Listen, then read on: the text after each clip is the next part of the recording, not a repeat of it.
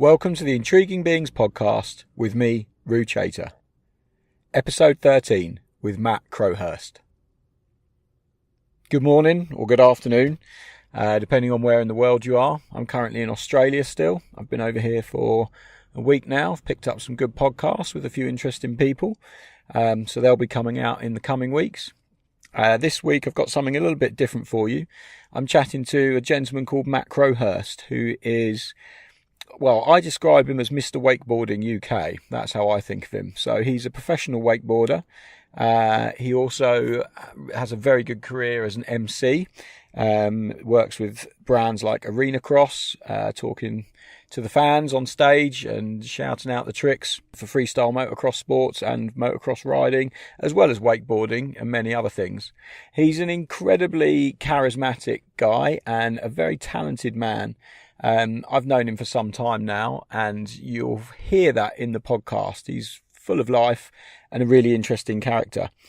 I like Matt because he's a nice bloke, but also because he's taken a different approach to his career.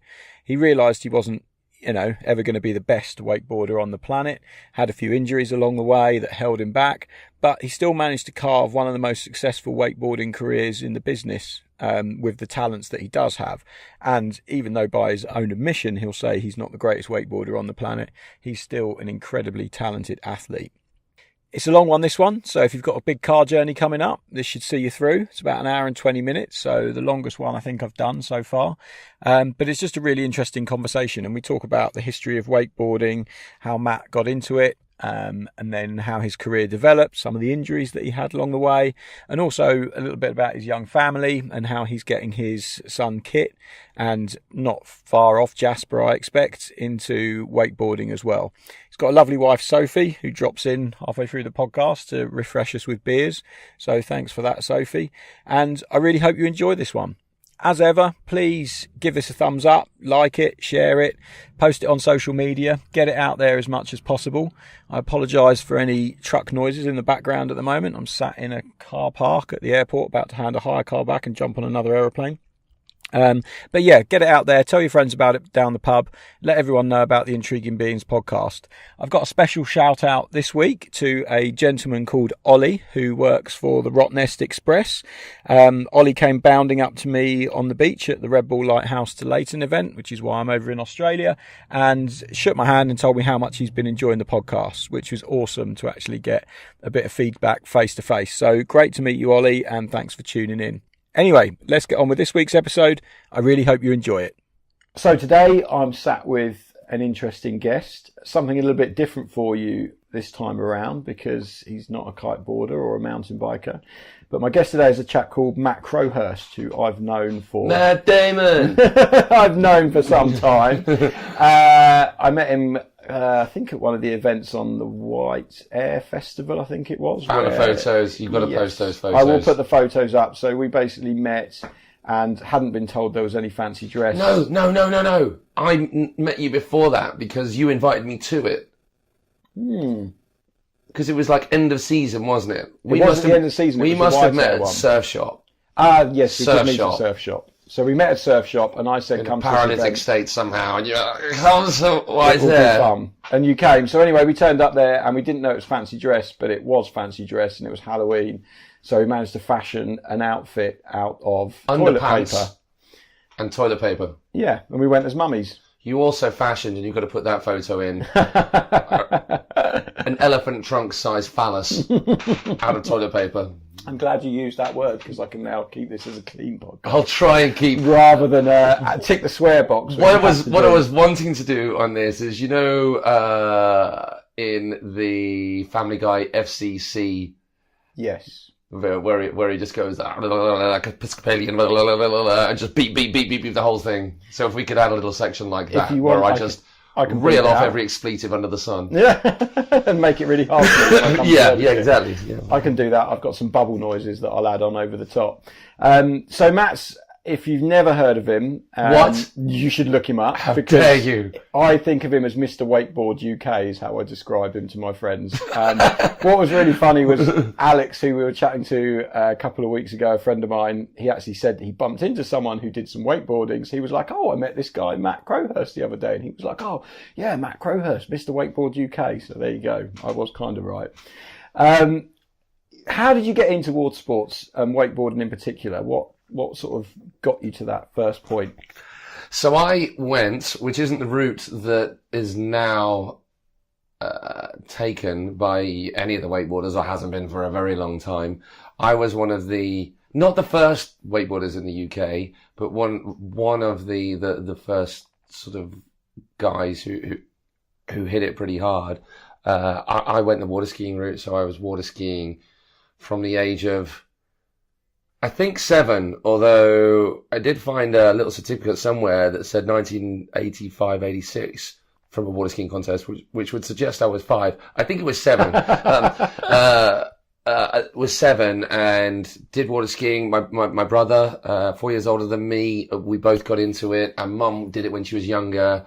And then we as a family had a little tin pot boat up in a place called Havrig, which is up in Cumbria. And we used to go up and holiday in the caravan. We used to play around on the water. There was a ski school right next to where we used to play around on our boat. So we got into water skiing. And then from then on, it became the slalom, trick skiing and jump skiing, which is called tournament water skiing in the water skiing world. And we hit it pretty hard from then. Like literally water skiing every weekend, contests through the summer, breaking the ice through the winter. Wow. Trick skiing, literally full dry suits, full balaclavas. And this is at the age of, well, from 7 through to 15 is when I started wakeboarding, finished water skiing. And yeah, every winter, just ploughing the boat through ice to carve a path for us to trick ski all the winter through. That's crazy. It was hell. And back then, boat skiing was pretty much all you could do. There wasn't any cables or anything like that. There were cables. Actually, the first cable in the UK, Thorpe Park, which people will know as being the one next to Thorpe Park. It's had a couple of different names since. It's been JB Ski and now it's gone back to Thorpe Lakes.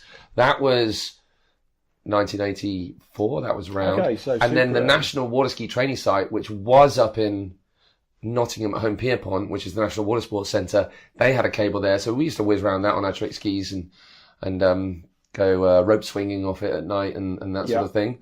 But yeah, there were literally... There was Thorpe, there was the one at Nottingham, and there was Skegness. But it was Johnny Punter pay and play. Yeah. Wakeboarding kind of wasn't around. So wakeboarding, first of all, I'm sure everybody knows this, was scurfing. Yep.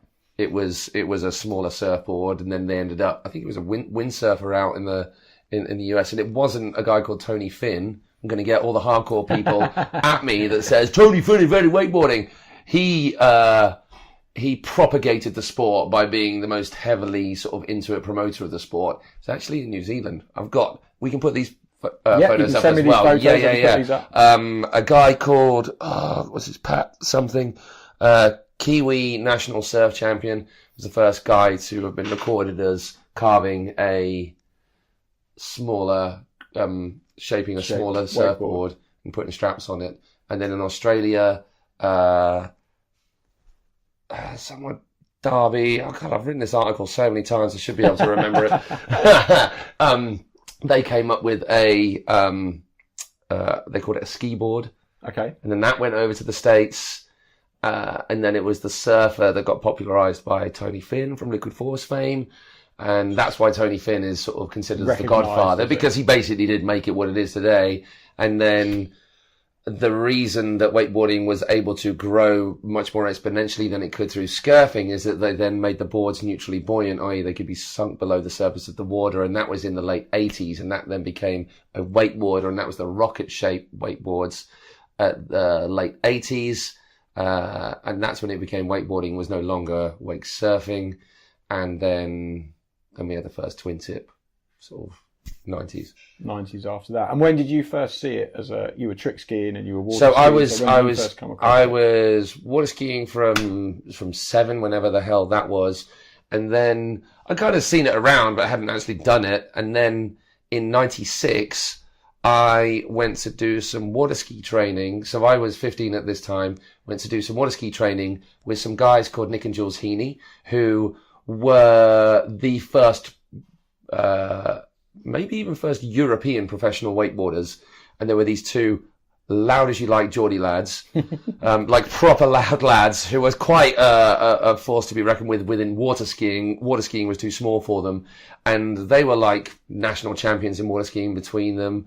And I went out to do some water skiing with them because they were really good skiers. And I went to their ski school, which was just north of Newcastle.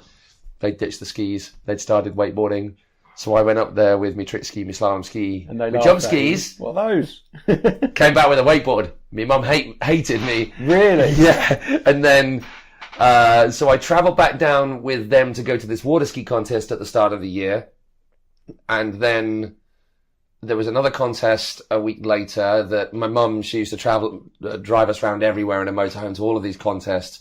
This contest was a place called Lound, which is over East Midlands way. And another lad who the year before was world junior jump champion. I was European junior jump champion the year before. These boys were just national champion. And this other lad, he'd sacked in, this was his last water ski contest. I rode in that ski contest. And then that night we stayed up all night and then rode the mist in the morning on our wakeboards, peeing off all the water ski crowd. And then the next day I told my mum that I didn't want to water ski anymore and she didn't speak to me for the rest of the day and all the way home. Wow. And it must, because it was that sort of, I guess it's like snowboarding and skiing at the time. Water skiing was a massively established sport with recognised federations and governing bodies and all the rest of it. And then wakeboarding was this young upstart cool kids coming in. So was there that animosity between the two? Exactly the same as snow skiing. Exactly the same. I mean, from my mum's part, I totally get it. She'd ploughed in pretty much everything she could into both myself and my brother. And my brother had sort of stopped water skiing a little bit before that. He was a bit older than me, so he was going on to university. And then I was actually quite good at skiing for my age. But in order to, you know, with any of these sports, especially destination sports that are so seasonally based, kite surfing being a prime example, you've got to go somewhere if you want to keep doing it the whole winter through. And then water skiing, that bit more expensive again. Obviously kite surfing kit is expensive, but once you've got it, you've got a boat in a bag and you can just go. Water skiing, it's investment. Pay a ridiculous amount of money for a 15-minute set and just keep on throwing that money at the boat.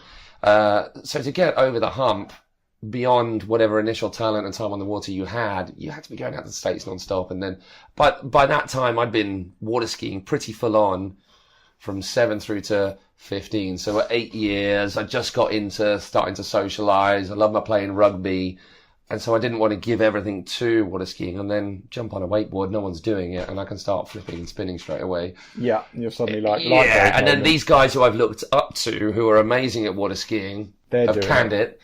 And I'm not getting help off anybody.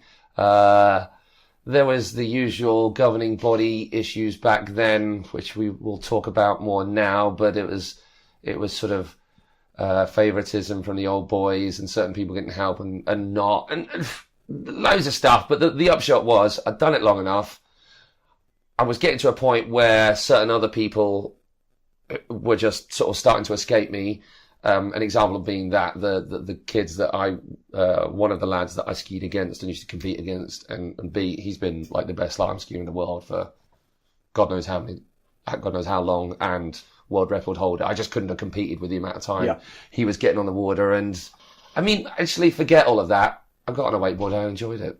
Yeah, put a smile on your face. That was basically that. I mean, give all these other excuses, yes, they may have led me to this point, but when you've got the people that you've looked up to for however many years jumping on a wakeboard saying, we love this, look at this, I'm getting this board for free and getting these wetsuits for free. And although that's not by any stretch the be all and end all, for a 15-year-old kid looking up to these guys living the life, that was made an impression. And yeah, you get on a, I love water skiing. I think it's great. And if I had more time on the water, I would still play around and go for a slalom because it's tough. It's a gnarly, hard sport. And it's a good old workout. But wakeboarding, action sports, you don't have to pick a certain route. And after 8 years of learn this trick, run the slalom course at this speed, try and jump further on a jump ski. That's a little bit restrictive. And yeah, suddenly the freedom of a wakeboard. Freedom, do what you like. No one else is doing this. Yeah. A few of us are doing it. It's fun. Oh yeah, there's European tour this year. Come on tour with us. And so that was going to be my next question, was obviously for you to progress in that new sport, there must have been some sort of tour for you to go and compete at, because otherwise without a tour, without a competition scene, you can't become who you've become. So in the UK, it was very minimal. The first UK nationals happened, I think it was like in 94, 95, before I even sort of really got my head around wakeboarding, because I would have been, 13, 14 then. And this was all, it was basically, the boards had just started coming through. So all the people that were selling water skis, well, the water ski manufacturers would have wakeboards. So O'Brien, people may know O'Brien in the kite surfing world. It's pretty established water ski, and they made the mistake way back when of not changing their name for the water ski brand. So Hyperlite, people will know as a wakeboard brand. They were HO. Okay. And they were HO wakeboards for a time, and then it must have been about 95, 96, they changed their wakeboard brand to Hyperlite, and a few of the brands did that. But either way, at that time, as was the case with snowboarding versus skiing, just brands just throwing money at it. Yeah. That's the cool thing.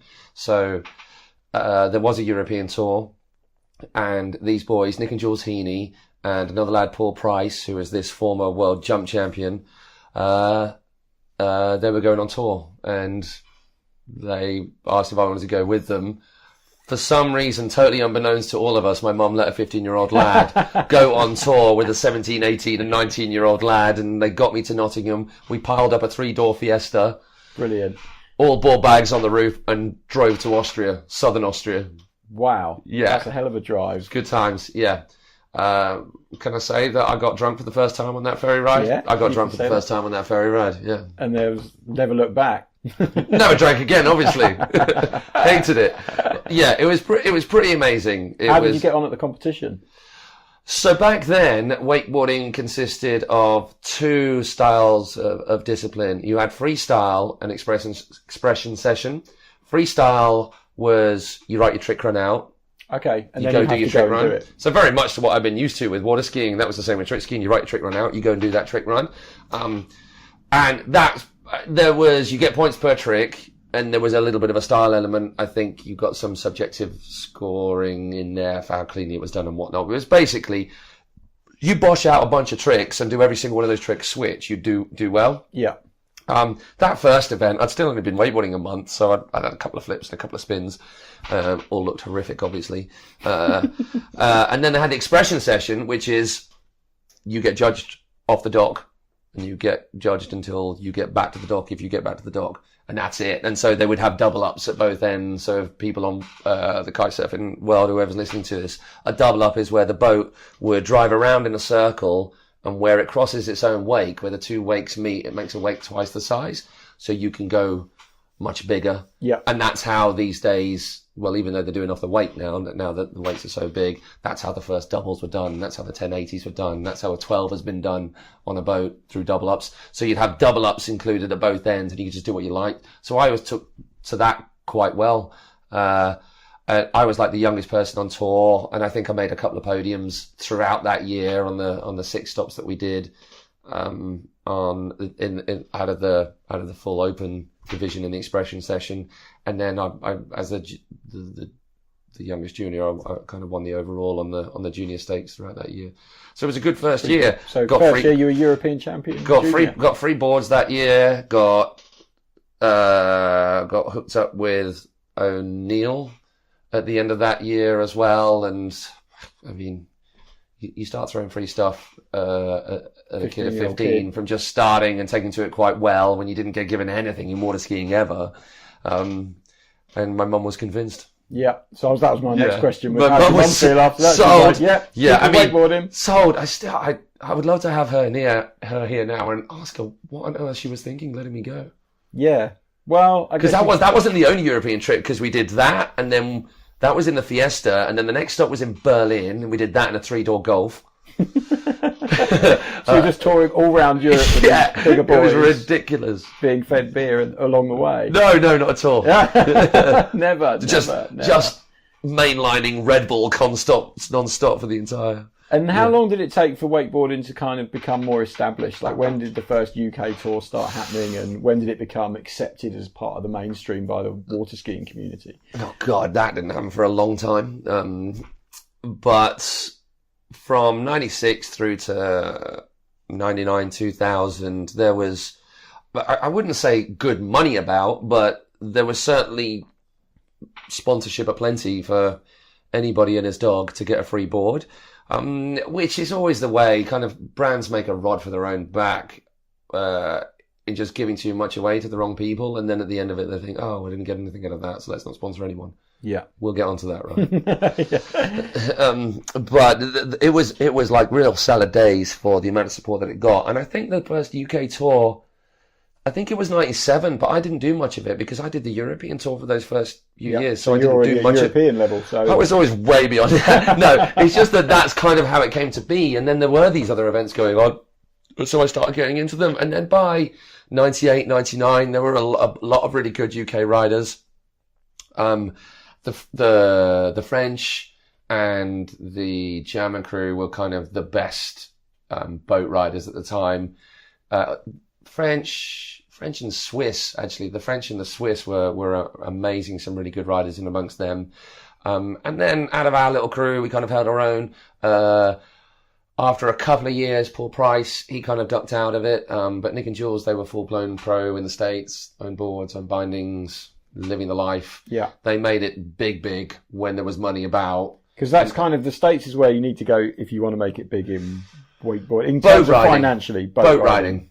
Boat riding for sure. Cable has changed a little bit because the States was very, very slow on the uptake with cable riding. It was all Europe, Germany, obviously, and then the UK and France very much in there. But boat riding, which was basically what wakeboarding was then, it was all the States. If you wanted to make it, you go out there. Yeah, really. And Nick and Jules, they had the added, once again, they weren't the best riders, but they just had ridiculous amounts of personality, which stood out. Yeah. In the wakeboard scene, you got two Geordie boys talking hardcore Geordie at you, who look very similar, good-looking lads and quite good riders who can talk the game. Everybody wanted a piece of them, so they were all Red Bulled and at the time Mastercraft up and full-blown Hyperlight with their own boards. It was good. So that was what I aspired to because I grew up around them, but I was still bloody school, wasn't I? So that's the trouble, isn't it? Yeah. So did you finish school? And then go full bore, or? Where are we? 96. Came back to school in September after that summer, to a massive downer. But then the funny thing was, because since I stopped water skiing, it actually allowed me to get more involved in school, because up until that point, I was just away all the time. Yeah. So I started socializing more at home, played lots and lots of rugby for school through the winter, where we didn't really wakeboard at all through the winter like I did with the skiing. And then, there wasn't a training element to the wakeboarding at all. And plus the fact that there weren't the facilities for riding boat. So boat back then wasn't wakeboard boats, it was ski boats with a pylon with extension and just as much weight as you can get into it. Not many ski schools were into that, if any. There was only one at the time that you could go to, and that was the Keys, which is nearer down this way where I am now. I lived in Birmingham, and that was Farnborough, so pretty impossible for me to get to, and quite expensive to then partake in the sport. At least with the water skiing, if you were on the squad, you got subsidised skiing. That was the amazing thing about that. But there wasn't any of that subsidising or funding or anything behind anything to do with wakeboarding back then. It was just commercial operations, and this was the only place that was fully into wakeboarding. So how did you get to do all your training? Were you just riding at competitions when you just rock up and pay your entry fee and get driven around for free? I was very lucky because I had this amazing grounding in water skiing, which just teaches you control on the water, and I could flip a trick ski. I would ski at sort of 34 mile an hour on a slalom ski, which would translate into 40 mile an hour, and you go left and right. I jump more than 40 meters on a pair of skis, so probably not too scared about trying stuff. Yeah, and it just made it so much easier when your feet aren't close together and you're further apart and you've got a big Natural wake start. and you can charge at it.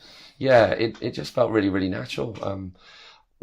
So I did do a certain amount of riding, but was kind of basically living off a certain amount of latent ability that was built up from water skiing, and so I learned tricks quite easily for those first 4 years. Everything but a Rayleigh.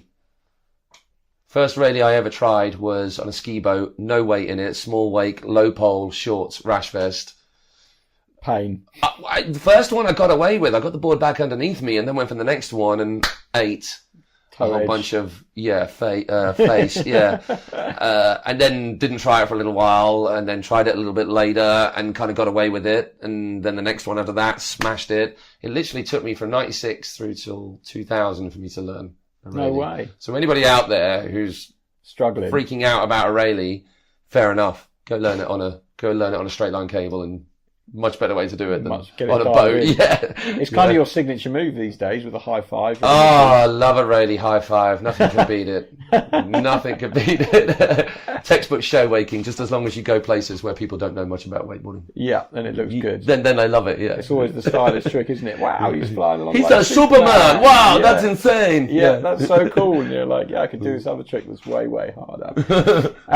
And so as the competition scene was developing and as you were getting better, what was the cash flow like back then? Was there lots of money being thrown around and things like that? Oh, it was raining. Raining dollar bills, John. No. I mean, actually, within that first year, because I'd done quite well, and actually through Nick and Jules Heaney, they hooked up a board sponsor, a company called Full Tilt. Okay. Recognise that? I do remember the name Full Tilt. Yeah, they were all the cool back then. So the guys who won the Worlds in '96, Mike Weddington and Kobe Miksic, they were Full Tilt. The girl who won the Worlds then, Andrea Gatan, Full Tilt. They were majorly cool, but they didn't last much beyond that. Like the following year, they had good boards. They had the first closed toe boots. These things called XTCs, which were horrific, but I was riding them anyway just because they were cool. But that lasted through 96 and into 97.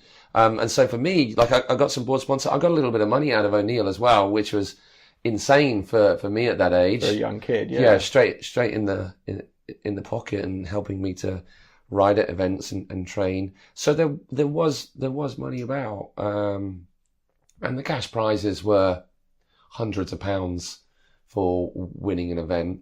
And that's kind of where it remained. Worldwide, yeah, it was big money going around right then. Like massive money in the States.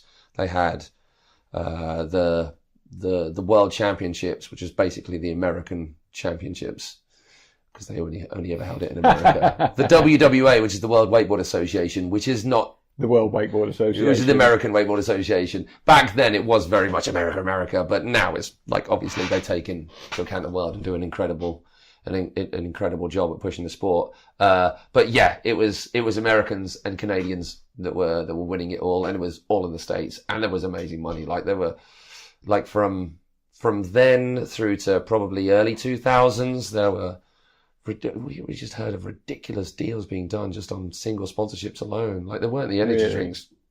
That was before the Red Bulls. Well, Red Bull was around then. No, Red Bull was very much around, but they weren't throwing cash around like they have done since. But the board sponsors and wetsuit sponsors, like we were hearing deals of like $100,000 for a rider per year. That's serious cash. Insane, isn't it? Yeah. So guys were. I mean, still, in the grand scheme of things, you probably weren't talking about more than 50 people making an actual living out of it, comfortable living out of just riding. They would have supplemented it with other stuff, coaching, whatever it is. But still, there was good money.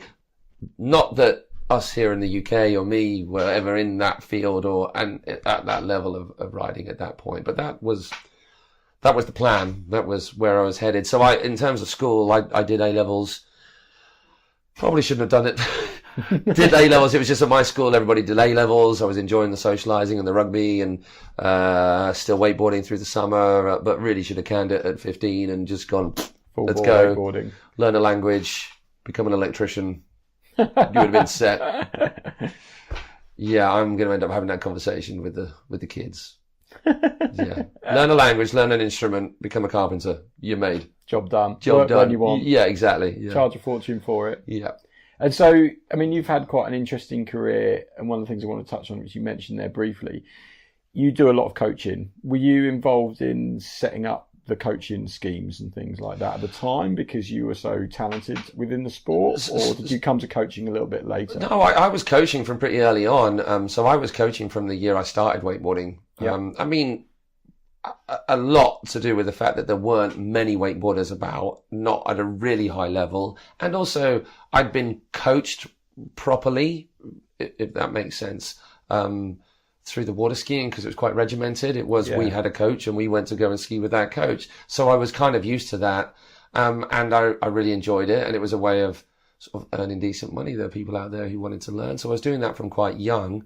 And then back then, the coaching structure within the UK was only a water ski coaching structure. So I did my water ski instructor's course, and then the current coaching program that we have in the UK under British Water Ski and Wakeboard is by far the best program in the world. There isn't anything like it, and it's the equivalent of an AS level qualification, that we're a diploma or something of that ilk in terms of the work that's involved and the standards that are looking at, and it is the exact same structure that you'd find in 40 other mainstream sports.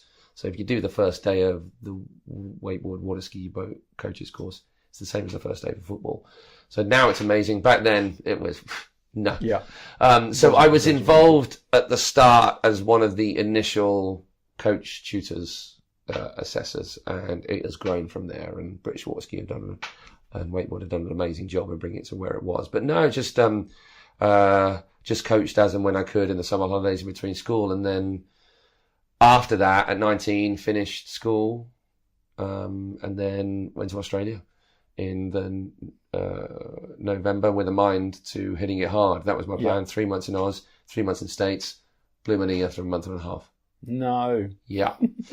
Yeah.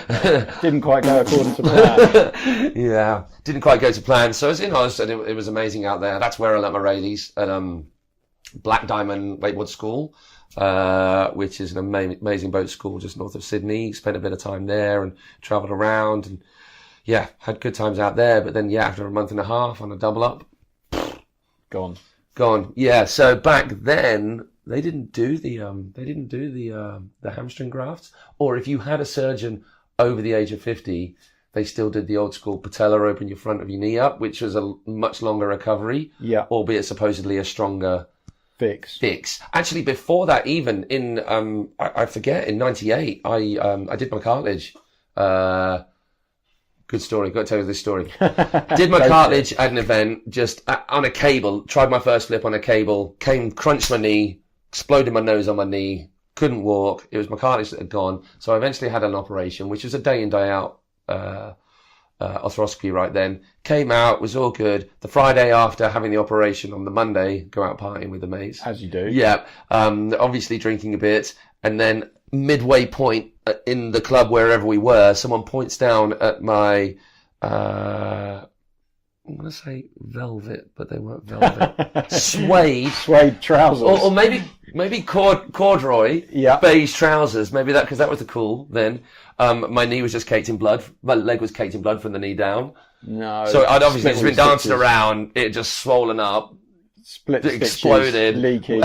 Went, got a lift back from my ex-girlfriend's parents to my house. Had to try and act sober in front of my mum. She takes me to the hospital. It's just squirting. like a cartoon, just firing out, and carried on firing out the rest of the next day.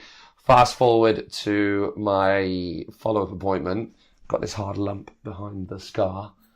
Guys prodding it around, saying, "Oh yeah, what's that?" Pops a bit of congealed blood on the registrar's lip. On his lip. Literally on his lip. I mean, it's funny that you mentioned that, because wakeboarders I just associate with wearing knee braces. It seems to be par for the course that knee injuries go with the territory. I mean, any board sport, when your feet are fixed and the motions involved are twisting, tension and torsion and twisting in opposite directions, that's not good for your knees. And I know full well that wakeboarding is not the most dangerous sport. Yes, water is hard when you hit it at speed. Yes, it can hurt. Yeah, you can knock yourself out. Yeah, you can break stuff. But it's not like dropping out of the sky on your head on a huge boot or on a snowboard, or doing a 20-foot stair set on skateboarding or BMXing. I get that. But the thing with wakeboarding is that even when you get it right, the landings are flat and heavy every single time. So you're just punishing your legs even when you're getting it right. Whereas if you get it right on a snowboard or skis, it should be a smooth landing. And you could tell me different, but on kite surfing, if you're getting it right, you're landing at speed but smoothly.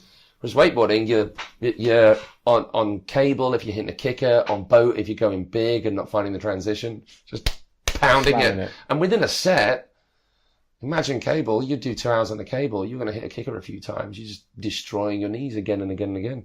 So the impact is pretty severe on knees. But then laserboard sports blow knees out. That's kind of standard fare, isn't it? Have they looked at like the technology of the boards to try and reduce those impacts, or like anything? I mean, I guess it's one of those things, it's difficult, but... Big boards.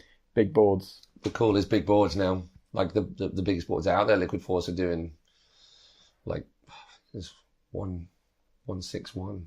Wow, that's huge. Monstrous, yeah. And then just because it's got that extra length and flex when you come down, it's got a little bit more... Big boards make it softer. Yeah. And riding fast spreads the load across the base as well. And riding faster actually as well.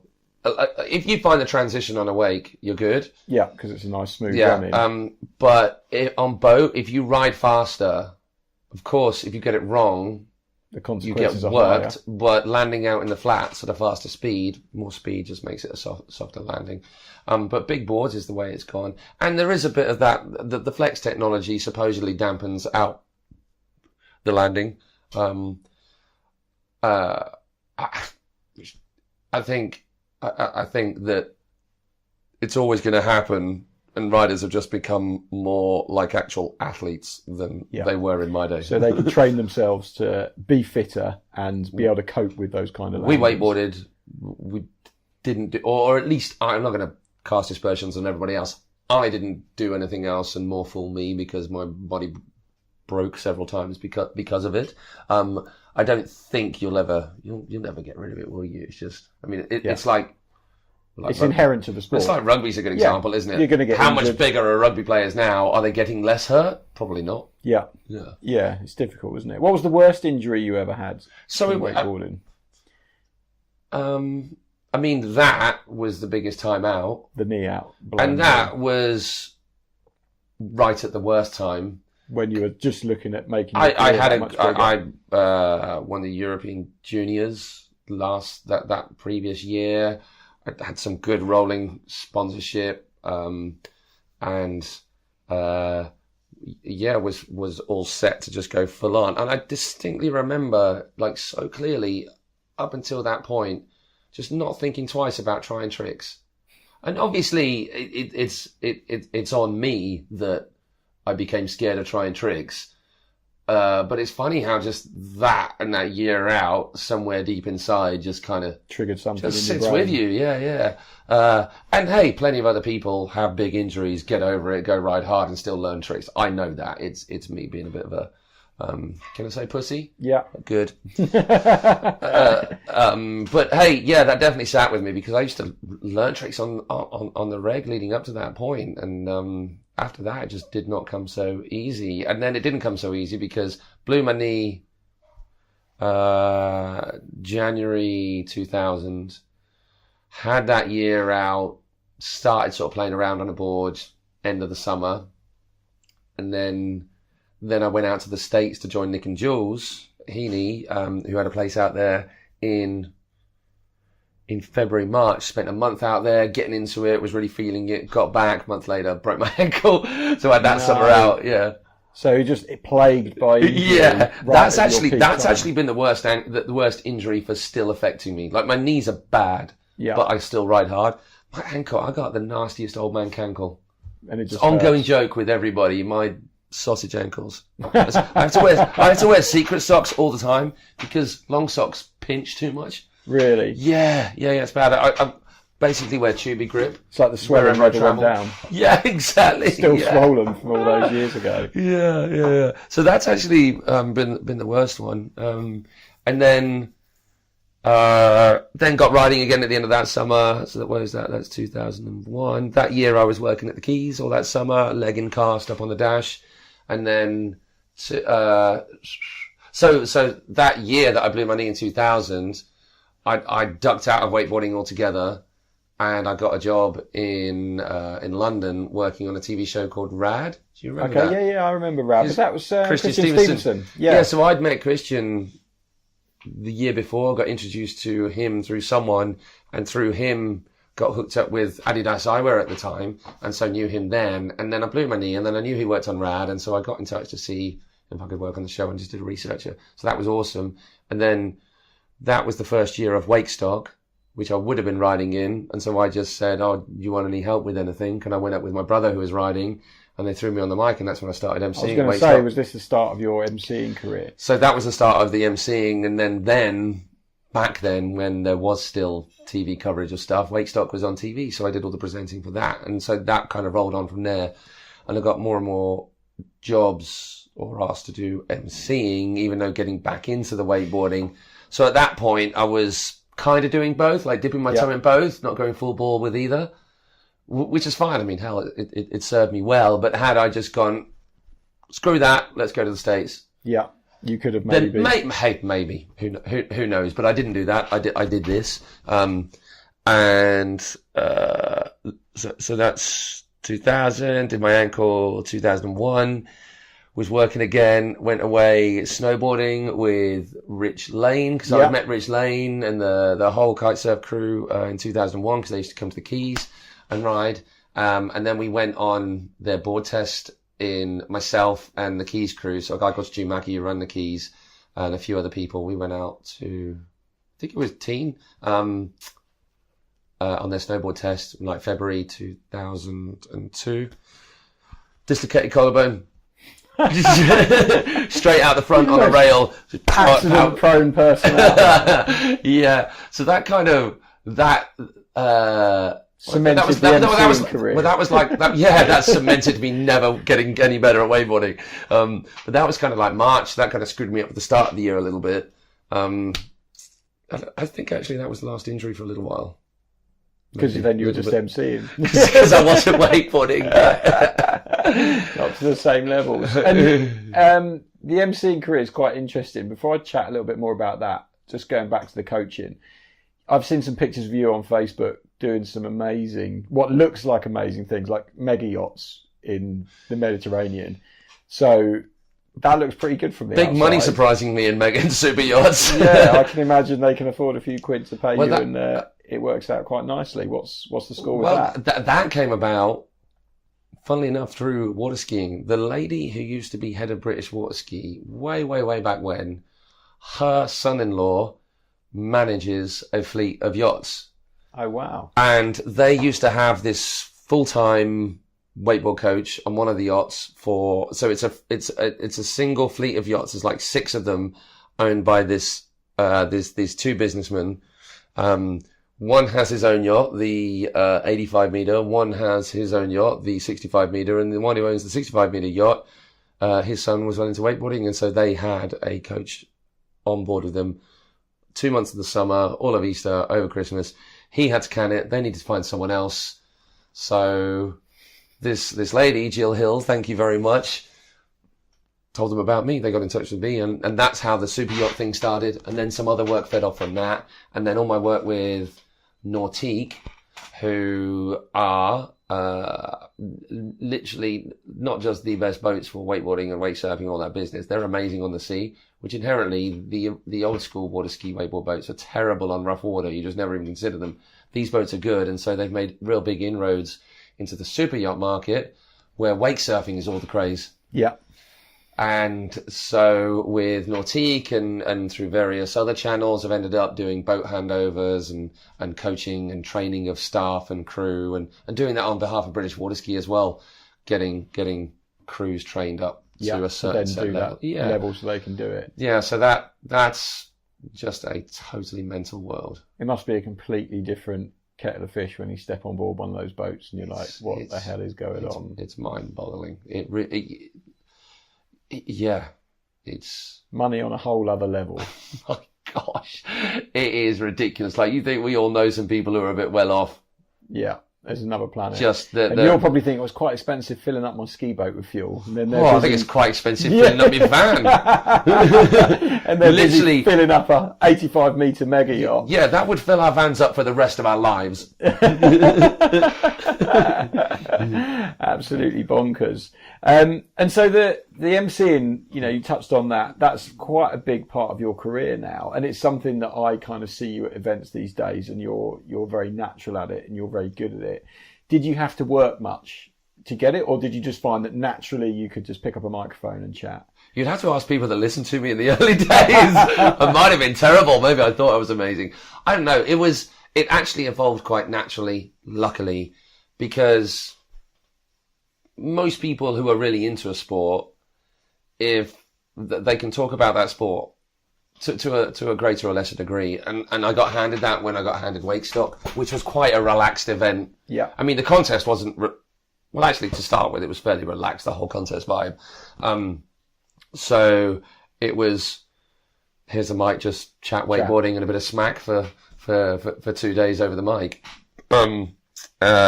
So that was really easy. And then I got some other random jobs, like Red Bull sponsored a ski jumping event called Red Bull Rocket Man, and I kind of knew skiing, so I could, it was good. They made this. Send it. They just made a ramp longer and springier, sent the boat faster and the rope longer.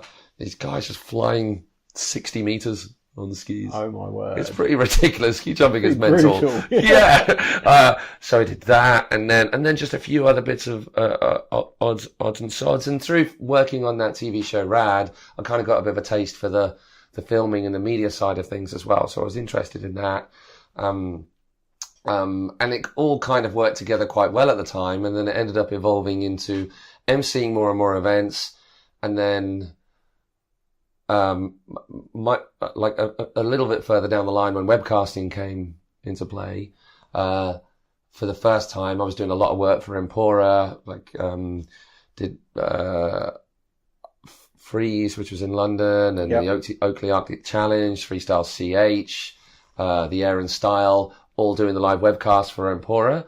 And that was when there was no other means of broadcasting cheaply on the internet. And then more and more ways came about of doing it super cheaply. So that got phased out. Yeah. The whole OB truck and satellites and stuff just didn't make sense.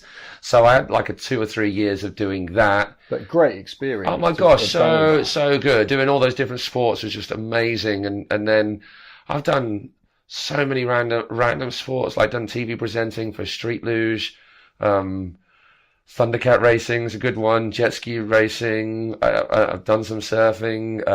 Then done voiceovers for magazine shows, like a show called IX, which was quite good, which is a magazine style show, and then various odds and sods. So loads and loads of different things, which has just been incredible opportunities. But it's always ended up coming back to the hosting. Yeah. And then the hosting usually if it's a well run event and a tight media package, it will come with some to camera stuff as well. Yeah. And that's where I've ended up very luckily with the Arena Cross crew. Arena Sports Live is the company. So this year doing Goodwood Festival of Speed was my 6th year. So where are we? In 2012, I got the opportunity to do Bournemouth Wheels Festival, which was like freestyle motocross. Yeah. And I didn't know at the time, but that was a test run for the Goodwood Festival of Speed, which, if people out there aren't aware, is the Goodwood Festival of Speed, which is massive. Most people know about it. But at that festival, we have this big thing called the Goodwood Action Sports Arena, which is FMX, Moto Trials, Mountain Trials. This year it was Flatland BMX and Mountain Bike Dirt, like this huge show. in an amazing setting with thousands of people. And then that first event in Bournemouth was a test run to do this event alongside Christian Stevenson, who had headed up for years. So I'd done some emceeing of wake stock and whatnot with Christian, and obviously worked with him on Rad. So it was awesome to work with him because he's incredible. And has been like alongside Warwood and Gendel and Ed Lee. Christian is up there as all the those UK's presenters. Yeah, that's the hierarchy. Those boys sit at the top, right? And so to work alongside him was amazing. And those guys also did Arena Cross. And then last year, I got on board with Arena Cross, just doing the behind the scenes and the Facebook living and stuff. And then this year, I took the lead on the Arena Cross Festival, which is amazing. And how do you find talking about, obviously you must have learned a lot about freestyle motocross. I'm sure a lot of the motocrossers would beg to differ. Luckily. Because, that's quite a tricky sport to kind of commentate on, because they're always doing kind of different things and you've got to know. Freestyle motocross is easy. Yeah, freestyle motocross is easy. I've been doing that the longest and you can learn the tricks. Yeah, so you know what they're doing. And I've been, I guess probably it was a bit, it was nerve-wracking at the start. But with freestyle motocross, it's a little bit easier in terms of it's happening in the air. It's actually quite slow. Yeah. They're in the air for a long time. So you're saying what you see. Yeah. They're not spinning 3 or 4 times, which you'll see on snowboarding. On wakeboarding or something super quick. Or kite surfing, where there is I probably could commentate kite surfing quite well, if I learnt the kite movements, but the tricks I can call. But with freestyle motocross, as long as you say what you see, that's all right. Yeah, and then I guess I did that to start with, and then I know the tricks now. And the FMXers are actually a very relaxed crew in terms of being too cool for cats about the calling of their sport, because their sport is based on shows, not contests. Obviously, at X-Fighters... They're not competing or... Even the live commentator at X-Fighters, would it matter if he was getting the tricks wrong? No. No. Because you've got thousands there just crazy for it anyway. The webcast commentators and whatnot, yeah, sure, and those people need to know a lot about it. But within a show environment, which is all the commentating that I've done, I've not done FMX contests, it's easy. You've got a crowd who love seeing bikes go outside. It's actually probably one of the easiest commentary jobs to do, because the thing is amazing. You can't help but have your jaw on the floor seeing guys do what they're doing on bikes. So I took to that quite well, and love the FMX crew. They've all been really ingratiating. Like this weekend, I was just at the dirt bike show with the Bulldog boys, who make up a big part of Arena Cross, and then the racing thing is definitely nervous about taking on the racing for the Arena Cross Live, because the riders, they don't care. They're in the middle of their race. Yeah, they're not listening. The hardcore fans, of which there are many in the world of motorbiking, of course there are, motocross and biking in general, but motocross definitely, there are some hardcore serious fans, and as well there should be. It's a big sport. So that is a little bit more nerve-wracking, but actually within the throes of a race, there isn't really any time to talk about the background to a rider. Yeah. Because it's happening so fast. And they're always changing place. So, and now I've done, now I've done a couple of seasons of being in and around it. Once again, you find the bigger the sport, the more professional the people are. Because they've got to be, because they're making a living at it. They can't, if you're walking up to them with a camera and you want to chat to them, it's good for them to chat and come across well. The guys, I mean, let's face it, is any presenter going to want to talk to someone who's not that good at talking to them or is a little bit arsey? No. So I'm going to avoid those either people. Consciously or not, I'm probably going to steer clear of the people that are being a bit arsey to me. Try not to. You've got to be fair, but so they all get that, and so they've already been really cool. But then, like my experiences with most of the people that I've ended up working with, like in the Relentless days. The good old halcyon Relentless days, when they did really awesome things within action sports and with wakeboarding. I was working a lot with the skateboard crew and the BMX crew, who, if you were to pick out any of the action sports, you'd probably say they're the most core. Yeah. They're probably going to be the people who would respect wakeboarders the least. Yeah. Actually, the guys who are the best at it, who are making a living at it, who are pushing it the hardest, they're actually the coolest. Yeah, they're pretty chilled. It's that rung below That who haven't are quite made it. F this, F that. This is way cooler than that is. I mean, yeah, I am fully aware of where wakeboarding sits in the hierarchy. But yeah, it's funny how you can be nervous about those people who are at the top of their tree, but they're at the top of their tree for a reason. Yeah. They And they're not that bothered about Well, I mean, then we come on else. to the sponsorship thing. Yeah, which is In our going to be my sport, next question. You can't.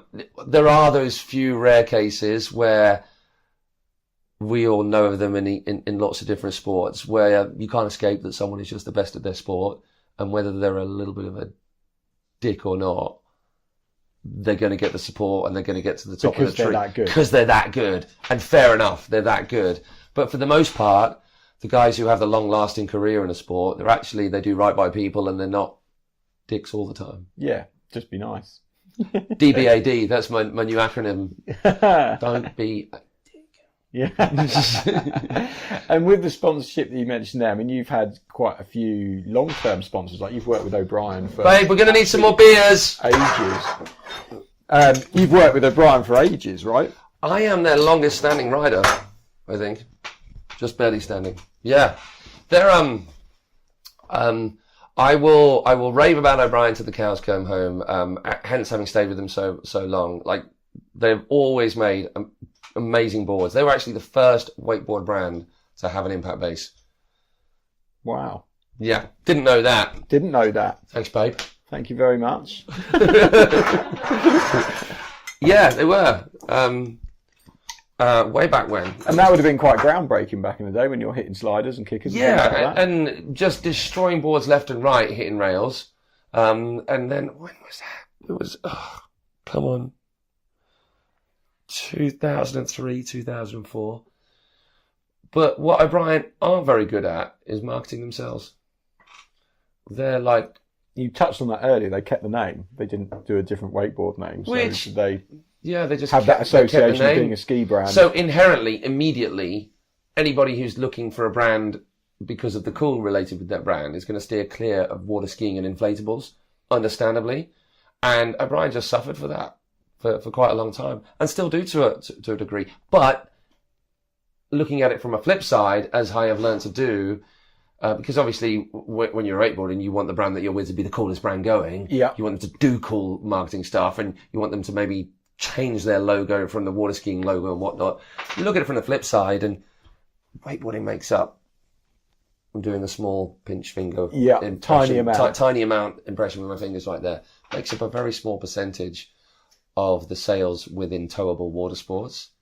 And O'Brien, they have what they call big box stores in the States, which are these huge warehouses of stores that will buy more wakeboards than all of the UK. and Just in one shot. Yeah. And they, along with those wakeboarders, they buy the whole package. Yeah.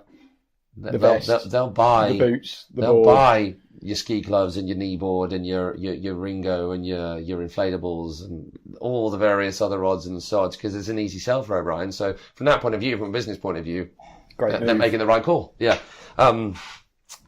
But the boards have always been amazing. The bindings they struggled with for a very, very long time. And then over the past 4 or 5 years, the bindings have been incredible. And what has made me stay with O'Brien, more so than O'Brien themselves, is Ultrasport, who are a pretty big European distributor. The European distributor for O'Brien and for a few other brands. And you can correct me if I'm wrong, but they're one of the biggest distributors in the UK of action sports. Yeah, they're up there, definitely.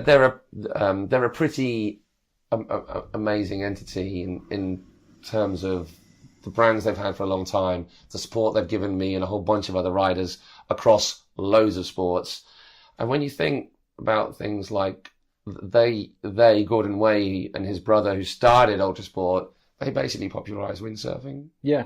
To a large degree, did they not? Yeah, back in the day. Yeah. I mean, Gordon's always been a passionate water skier, hasn't he, as well? So I guess that kind of helps. He's quite into his wakeboarding. Just into it all, yeah. He's into it all. He's definitely one of the old school guys. There's an interview. There's an interview for you. There is. We should go and chat to Gordon. Go to chat to. I was thinking of Graham Fuller as well. Oh, get them two in a room together and just let them go at it. Talk about the history of everything, and there'd just be sparks flying. That would be really pick crazy. all those very, very antagonistic people. Okay, just say antagonistic people. I'm lucky you said that because I might have slipped in with something worse. Love you, G. In a room together and just let them have at it. That'd be amazing. Sort it all out. So when you're being sponsored by O'Brien, you're one of the longest standing riders, but you spent a lot of your career injured. Yay! By your own admission, you know, you've said it to me before, which I've known it. Although you're Mr Wakeboard UK to me, you're not the best wakeboarder in the country. Screw you, Rube. So how do you make that work? Like, what do you do? With a lot of grief off a lot of people. Really? Yeah. There have been some. It's funny. It's like people think. Let me start that sentence again. I get that some people out there are not aware of what they do and how it sits relative to the rest of the world in any field. They're completely oblivious.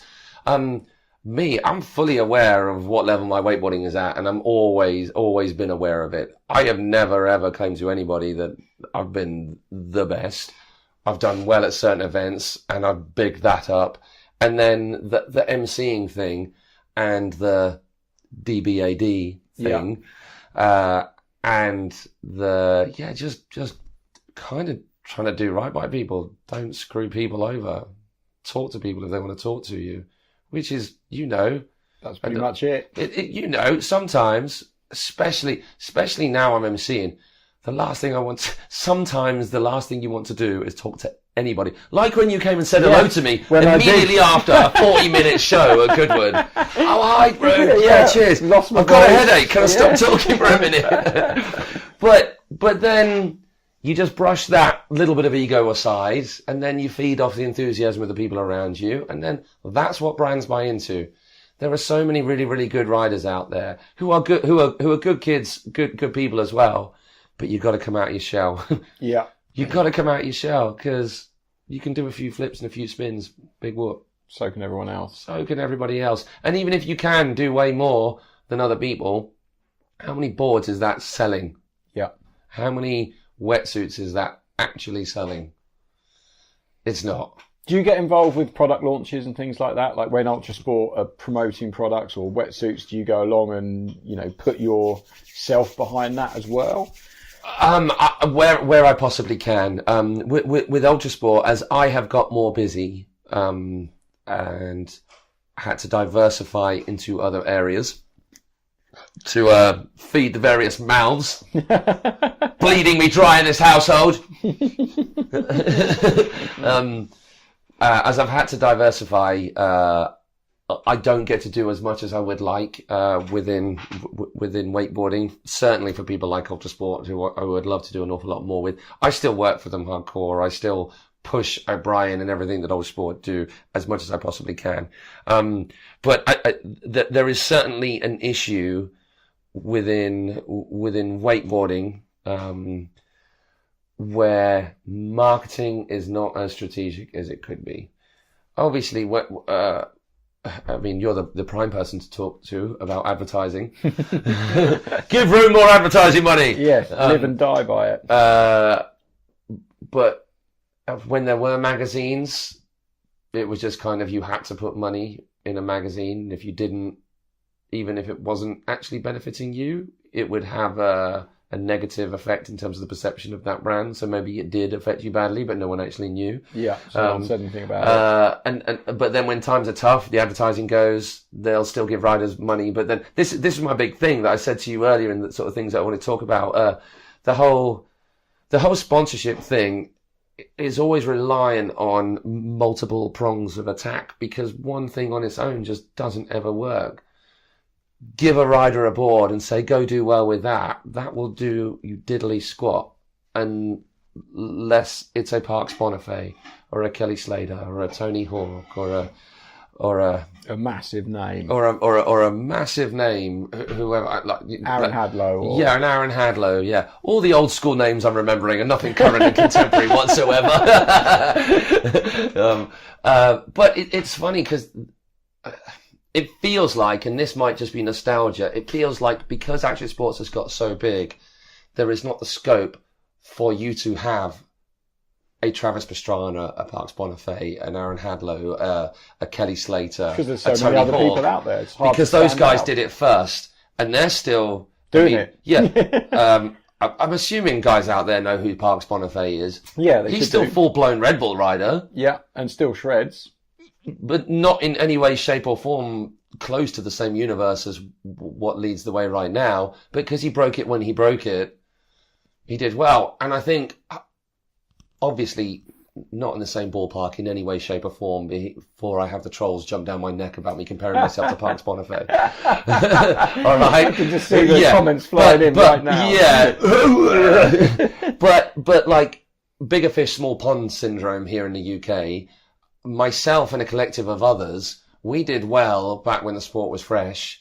And so established a name for ourselves back then, when there was a lot of sponsorship, when there was quite a lot of media, when there were some magazines, and we all kind of sowed our seed in the UK, so to speak, to establish ourselves. But it's much, much harder to do that for riders now, I would say, in pretty much all of the sports, especially in those sports that are smaller to start with. Kite surfing might be another good example. Would that be a fair comparison across the sport? Yeah, it's super small kiting, and it's as it's become more popular, there's more people doing it. So Aaron Hadlow was the first person to kind of be a young kid that made it, and he won 5 world championships. So now you've got a lot of parents go, oh, we'll just make our kid a world champion and we'll be rich. And so you get these young kids that are being made to kite surf, and sometimes in a slightly negative way because they're not really that into it, but it's the parents pushing. But in a world where there's less media and less opportunity because there's so many more of these kids, that there's no real chance for them to actually reach that level that Aaron Hadlow achieved, because that's gone, that ship sailed, you know, the sport's older. So yeah, I think you're right. It is it's an interesting conundrum, I guess. That's not to be totally negative about the situation, because I think for the savvy out there, there are still opportunities. You can still carve a niche for yourself. You can do something different. I guess that's what you've got to do, is do something slightly different, or do it 10 times better. Or present a company, a brand, with an opportunity to fill a hole that they are not servicing. So, for example, any one of the brands in our sports, particularly the hardware brands, how many demos do they do? Kite surfing, loads, right? Yeah, quite a few. You can't have the same person from that brand in the office running every single one of those demos, or at least that's not the case. There aren't enough people working for a brand to do that in the UK. But if you've got sponsored riders, you say, hey, look, put fuel in my car, give me £100, I'll go do that for you for the day. Six of those. That's a little bit of pocket money for the summer. And that's kind of how I work my way in terms of all of the sponsorships I had. And I'm sure some would argue, and I totally agree, I had to, because my riding on its own didn't speak for itself.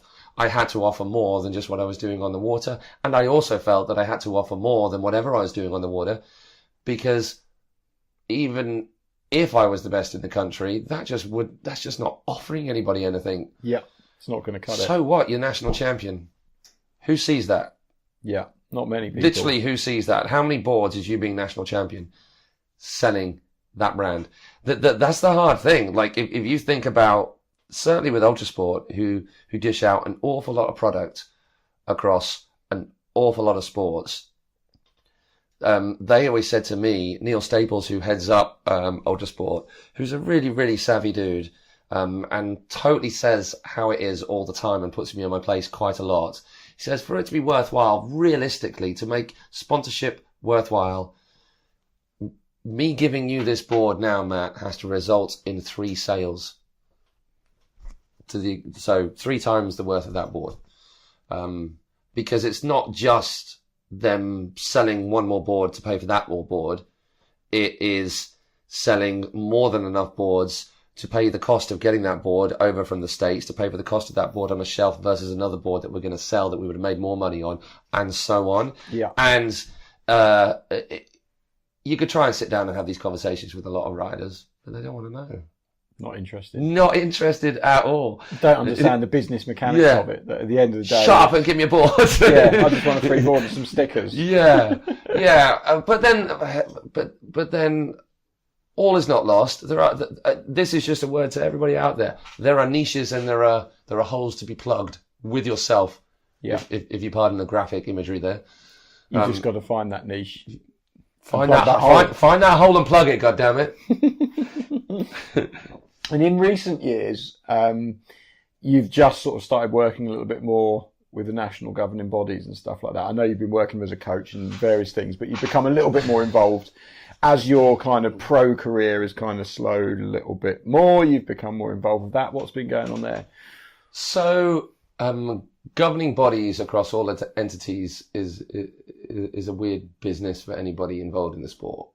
I would imagine you get the vibe. Everybody moans about the governing body. Yeah. Pretty much. Yeah. I know I have done constantly. Yeah. Like long time. Like growing, like I've been involved with the British water ski when it was just British water ski and not British water ski and wakeboard. So I've been there and seen it be the old boys club that it has been for a very long time. But then that reservation about who they are and who are they to tell us what to do or how do they know what our sport is has to be tempered with the fact that nobody else is doing their job. Yeah, that's the big kicker. That is the big kicker. You don't like it, get involved. Change it from within. Something. And there will be an awful lot of head bashing against a wall until you see a change. But there will be no change if everybody just moans from a distance. And once you start to get involved with a governing body, you have an appreciation for the monumental amounts of administration that it takes to run a governing body, which no one wants to do. It's a lot of those people deserve a medal. Looking at spreadsheets and filling in forms for memberships and not just memberships. Like the more I've got involved, and it's been this past year that I've got more and more involved. Very involved with the coaching side of things, but that's very hands-on. You see the change happen there and then. It's great, and I love I love all aspects of coaching. But I want British water ski and wakeboard to be more relevant to wakeboarding. The perception is from a lot of people that it has no relevance and it doesn't give the sport anything. That could not be further from the truth. And it's British water ski's fault to a degree for not promoting what they do really well. Things like the coaching program. When someone says, well, that doesn't benefit me, well, indirectly, directly it may do, because you may have had a coach you who's gone through this program, who's far better coach than if they hadn't. And indirectly, it's making the whole sport progress better and safer and more effective. So that one is possibly a hard sell to Joe Bloggs in the street, but it's still the case. They create the standards and take care of the elements of safety that have to be in place to protect all of us. And then things like funding. People will get funding in years. It'd be great. Take all of it, as you should. The funding's there. British water ski and any governing body, the people that get that funding through lottery, if they're linked to the government, and like the BKSA is the recognised body, so they will have access, whether they get it or not, depends on how effective they are with pen and paper, I guess. Yeah. But they have access to lottery funding, which unfortunately is diminishing, being squeezed hard. At the moment. So all of these smaller governing bodies having to fight harder for, well, less and less. But people very quickly forget that money has been doled out. People have been given grants. High-end riders, definitely. So those riders should be the first to be saying, thank you, British Water Ski, for giving me all that money for a number of years. Sorry, it's not happening now. But how can I help? Yes. And then, understandably, people who are not in the elite, they think, well, where's our money coming from? Well, a lot of volunteer clubs, they get access to grants for equipment and yada, yada, yada. And the big kicker that has happened in wakeboarding, and you mentioned it earlier about how wakeboarding is possibly in a funny place because it's growing because there's more and more of these straight line parks popping up everywhere. but why isn't it bigger? Which is a little bit of a misnomer. Well, the reason there are so many straight line parks is twofold. Industry weight parks. Tim Woodhead, he basically, and Wakestock, got the first straight line cable in to run the pool gap at Wakestock. Yeah. And from there, then started installing commercial systems, which then became Tim and Industry Weight Parks. And so he has pushed the sport farther than anybody else in that sense. But what got him going and enabled a lot of the installation of these parks was a massive funding that British Water Ski got through lottery funding to help participation at grassroots level by increasing the number of facilities. And that was funding that got given straight. There's cash. Just make sure you remain a member for the duration of this deal. Yeah, and be an accredited site and do all the things that we ask you to do. Here's a whacking great big load of money to get you started. And that money, for the most part, for the majority, there are two other types of straight line system in the country at the moment, Wake Station, and then one just coming called Connex, which I think is going to be installed down the road here at Portsmouth. But for the most part, it's been Industry Weight Parks and Sesitech who have led the way by first coming up with this straight line cable system that works really effectively in a commercial environment. And Tim pushed that, but him hand in hand with British Water Ski. So, once you get more involved with the sport, as much as you know, it's sometimes death by committee and things move slowly because it's run by a board and it's not the same as a commercial entity. It's only going to change from within. And I'm in a position now where I need to find other things to do, like full disclosure. I need other work to keep me going, but I want work that's involved in the sport and I want work that's going to help with the sport forward. So I'm trying to get as many people on board with coming on board with British Water Ski by working with British Water Ski and Wakeboard to come up with some new exciting initiatives that are specific to wakeboarding, that service the wakeboarding market much more completely than they ever have done at the moment. And so it's going to be a full series of wake park contests across the UK. It's going to be a set of entry-level contests, really simple for clubs to roll out.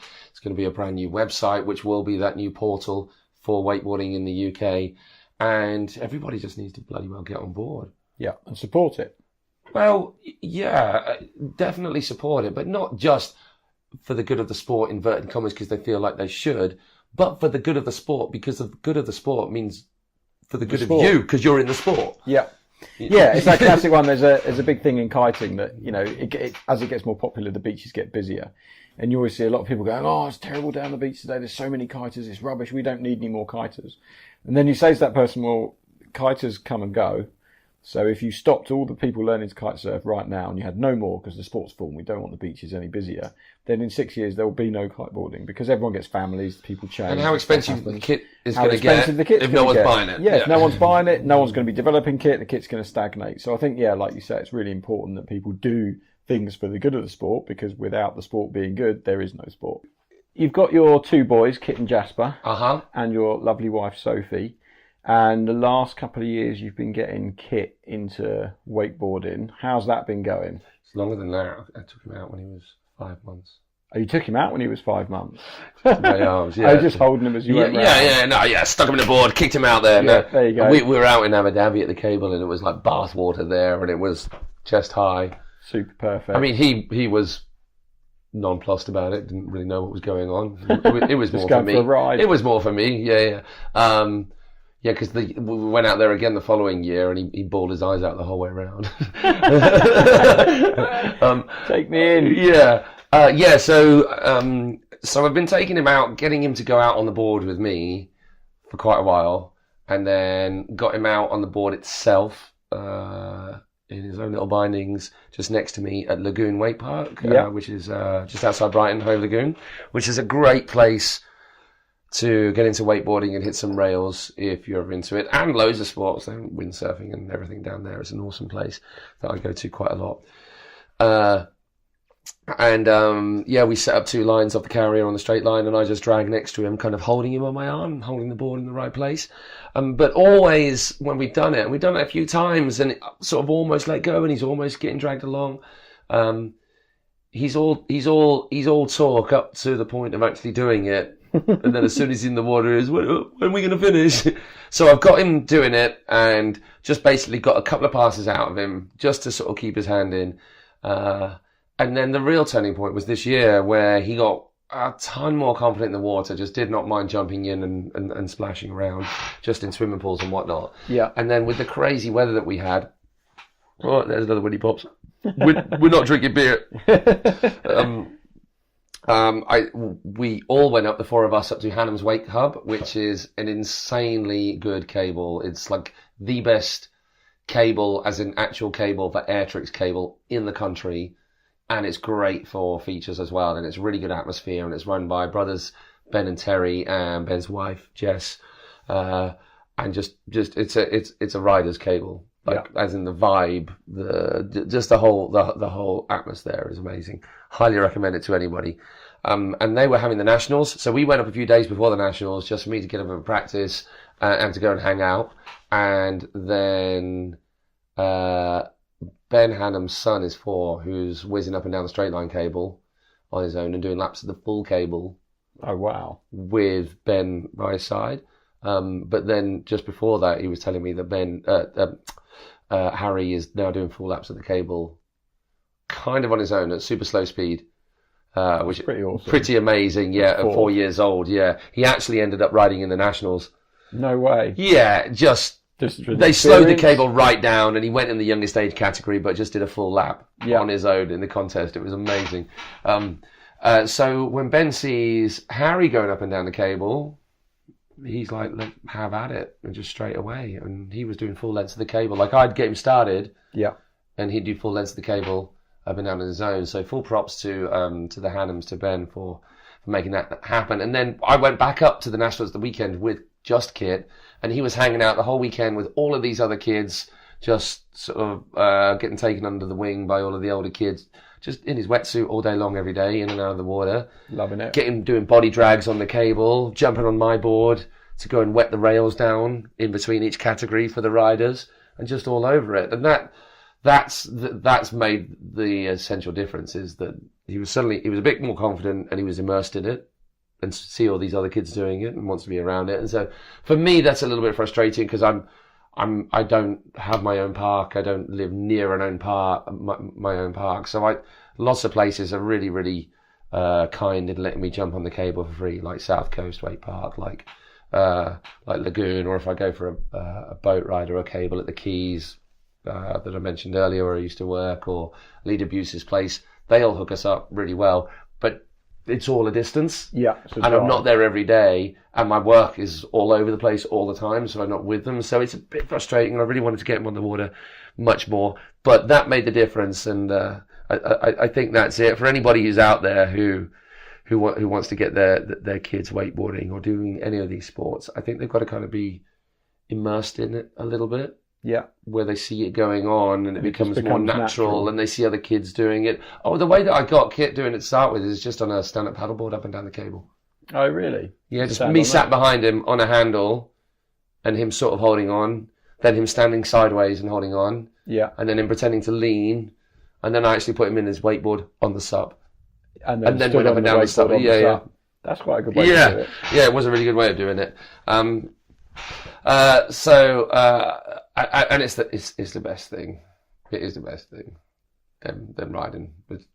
Must be an awesome feeling. Yeah, it is. And then this year I'd taken Jasper out for a wake surf with me, and then when we were out at Nielsen, we were just out at a holiday there at one of the resorts, which are also incredible. Highly recommend those. And they do a kite surfing destination in Sardinia. For the bulk of your fans, we went to their resort where they've got an amazing wakeboard boat, and for the first time, although it was a bit of a workout, I took both boys at once. Wow. Yeah, I didn't last long. Yeah, but yeah, and neither of them cried. So well, that's a bonus. There we go. Yeah, they're both happy. And when about for you? when you go riding, do you still enjoy it as much as that first time you jumped on a wakeboard? Do you still have that kind of passion for it? My riding has always been boat riding. That's where I started. And so as far as cable and air tricks wise, I can do a whole bunch of air tricks, but all the stock basic stuff, like ready, front flip, roll, and all that business. But when rails came along, I really took to rail riding and kicker hitting much more. So I can jump on a cable and go and hit rails and kickers and have a really good time. If I start trying to do air tricks, I can do my stock stuff, but try and learn stuff, then it becomes more frustrating. Boat is a whole other kettle of fish. Just because I don't ride boat a lot, and I do love it, but it's harder to dial into a wake than it is into a cable. You're still just as passionate about the sport from when you started, Massively. which is great. Passionate in a sometimes more removed way. Yeah. Does that make sense? That sounds less passionate, doesn't it? Passionate in a needing to be more objective way, and definitely walking the tightrope between being a rider and it being all about that, but then understanding the things that need to happen behind the scenes, whether it be a brand, whether it be the governing body, or whether it be a wake park or an event host. There's as with all of our sports, I say our, I mean free sports, action sports, any sport, any enterprise whatsoever, there's a million and one things that you've got to take into account. So a large part of what I want to do is try and just get people on side with that, like understanding, put in a little bit and you'll get out a little bit, and you might even carve yourself a bit of a career in the meantime. You might even get out a lot. Yeah. I mean, I certainly have got out a lot, and it's definitely incumbent upon me to give back in some form or other to repay the debt. Yeah. That's quite a nice point to end it on there. To put in a little bit, you might get out a little bit. You might. You know, don't just take from the sports that you enjoy. DBAD, man. DBAD. Matt, thank you very much for your time. Thank you, Roo. That was brilliant.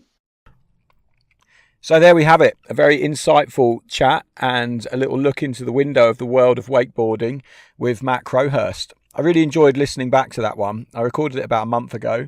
When I stayed over at Matt's house one evening, and it was really good to listen to it again last night when I was doing the editing and just hear, you know, how much zest for life that guy has. He's always full of beans, and he's always happy to say hello, no matter how many shows he's been doing and how much talking he's been done. And I think you can hear he's definitely got the gift of the gab, which is why he's such a good MC. I hope you enjoyed it too. Please, as ever, get these out there on social media, share them on various groups or whatever you do with things when you think it's good. If you think it's worth a share, please give it a share. Give us a 5-star rating on the iTunes App Store or on Android app. Give it a thumbs up on YouTube. You can also listen to these on Spotify, so they're just about everywhere. And make sure you tell everyone that you know about the Intriguing Beings podcast. I had someone else say to me the other day that it really is like the Desert Island Discs for cool people. And I think that's quite a nice accolade, and hopefully you've been enjoying listening to them.